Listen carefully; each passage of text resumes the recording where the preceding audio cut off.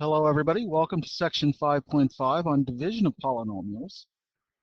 We're going to start with a very simple idea. The first one is dividing a polynomial by a monomial. And to do that, we're going to remember a rule that we might recall from algebra, which says that if we have the sum or difference of two values in our numerator over a common denominator, it can be broken up as a sum of two different fractions. So, for example, we might note that if we had something like, let me make a really simple example here, 2x, oops, let me get my pen working here, come on pen, 2x, there it is, 2x plus 6 divided by 2.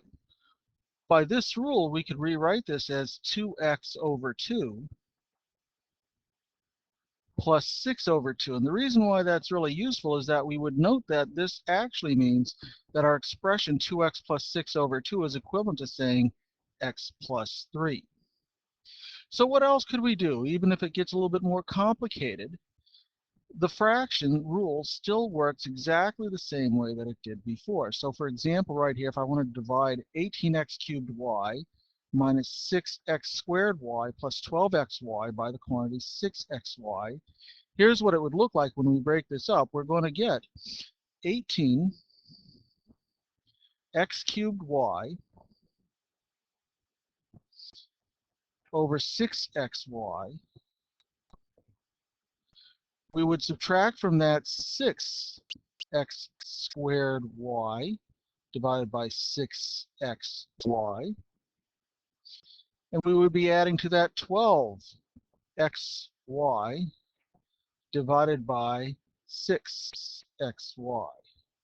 Now, if you recall, in some of our earlier examples in the last section, we were reducing by looking for common factors that we could, in fact, cancel out. And we certainly see a couple right here. For example, in this first term, 18 divided by 6, that's 3. So that's an easy one.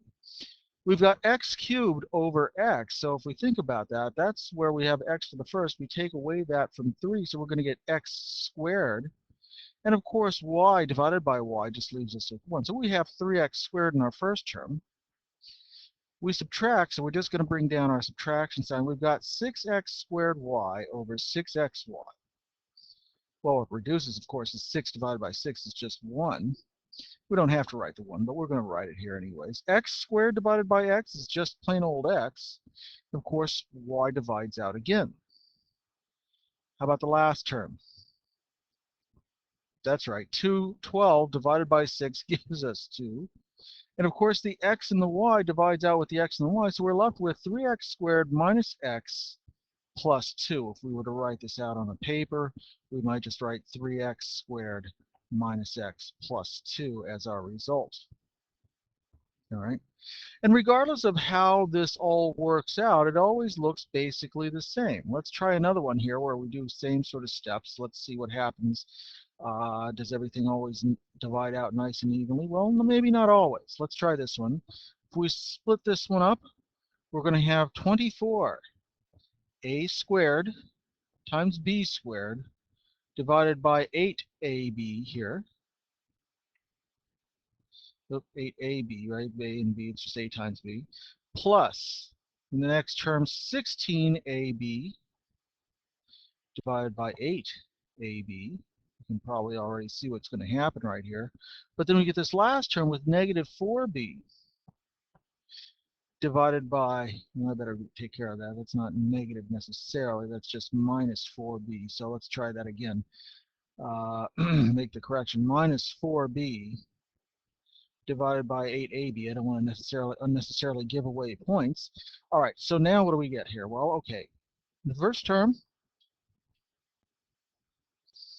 So now we take care of each of these terms one by one right here, and let's reduce it. So 24 over 8, well, that's easy one, that's 3. Certainly know that. A squared divided by a, well, sure enough, that's just going to give us a. B squared over b, well, hey, same deal, right? That's b. Plus, all right, let's see what happens here. We've got 16 over 8. We know we're going to get 2. A divided by a, that's going to be 1. B divided by b, well, that just cancels out. So it's just plus 2 right here. How about this last term? Let's see. 4 divides into 8. That gives me 2 in the denominator. Uh-oh, what's going to happen here? So let's see. I'm going to get 1 up here and a 2 down here. B cancels with B, but that leaves me with A in the denominator. Well, what do I do with that? The answer is nothing.